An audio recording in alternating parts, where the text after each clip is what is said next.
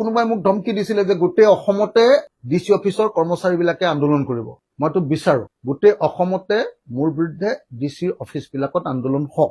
তেতিয়াহে অসমৰ মানুহে গম পাব যে বিজেপিৰ হিমন্ত বিশ্ব শৰ্মাই যদিও লম্ফজম্ফ কৰে এতিয়ালৈকে টকা 15,000কে দিব পৰা নাই বানপানীৰ পৰা। আমাৰ ডিচি সাহেবক অকমান টানকে কলো, মৃদুল যাদৱক টানকে কোৱাটোত মোক বেয়া পাইছে। এতিয়া টকা 15,000 এমাহ 3 দিনলৈকে যদি নাপায় তেতিয়াহ'লে মই জনপ্ৰতিনিধি ৰূপে তাত হস্তক্ষেপ কৰিব লাগিব নে নালাগে। মোক এডিচিয়ে ক'লে শিৱসাগৰৰ যে অসমৰ মুখ্যমন্ত্ৰী অকল 1 লাখ মানুহৰ পৰিয়ালৰ কাৰণেহে 15,000 টকাটো খুলি দিছে, কিন্তু আমাৰ অকল শিৱসাগৰ জিলাতে পুৰা 1 লাখতকে বেছি মানুহ ক্ষতিগ্ৰস্ত হৈছে।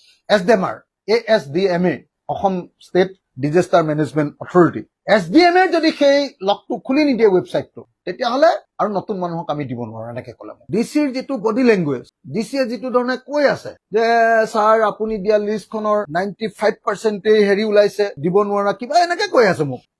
মই দিয়া লিষ্টখন উলিওৱাচোন তোমালোকে। 8,140টা মানুহৰ মই লিষ্ট দিছিলো যে এইখিনি থাকি গৈছে, তাৰ উপৰিও আৰু থাকি গৈছে। মোৰ হাতত এইখিনি এপ্লিকেশ্যন দিছে একদম ISৰ ভেমটোত যি ধৰণৰ বডি লেংগুৱেজ তেওঁ। মই তেতিয়া কৈছো, টানকে কৈছো। যোনে যি কয় IS অফিচাৰ ইউনিয়নে বোলে মোক কিবা এটা কৈছে, ধমকি লগাইছে ন। মই IS অফিচাৰৰ সভাপতি আৰু সম্পাদকজনৰ নামটো বিচাৰি আছো যোনে বিবৃতি দিছে। মই তেওঁলোকৰ ওচৰলৈ যাম আৰু তেওঁলোকক মই নিমন্ত্ৰণ কৰিম।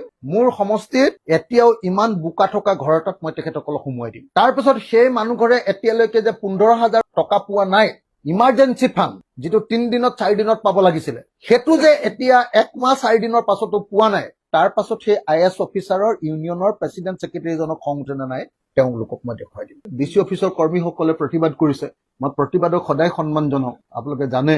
আৰু প্ৰতিবাদৰ প্ৰতি মোৰ খুব শ্ৰদ্ধা আছে। আৰু বিশেষকৈ যিবিলাক মানুহে একেবাৰে প্ৰতিবাদ নকৰে তেওঁলোকে যিকোনো এটা বিষয়ত প্ৰতিবাদ কৰিলেও মোৰ ভাল লাগে। যেনেকে ঘৰত এটা ল'ৰাই যদি মুখেৰে ভালকে মাতিব নোৱাৰে, যেতিয়া কিবা এটা উভত মাতটোও যদি মাতি দিয়ে মাকৰ কিমান ফূৰ্তি লাগে। কোনোবাই শিকাই দিয়া উভত মাতটোও যদি মাতি দিয়ে তেতিয়াহ'লে ফূৰ্তি লাগিব নে নাই।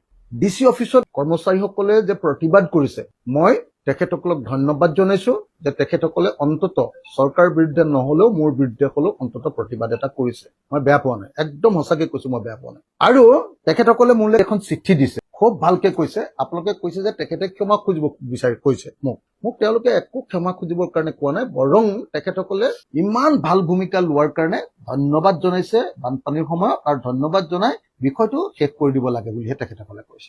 আৰু কোনোবাই মোক ধমকি দিছিলে যে গোটেই অসমতে ডিচি অফিচৰ কৰ্মচাৰীবিলাকে আন্দোলন কৰিব। মইতো বিচাৰো গোটেই অসমতে মোৰ বিৰুদ্ধে ডিচিৰ অফিচ বিলাকত আন্দোলন হওক।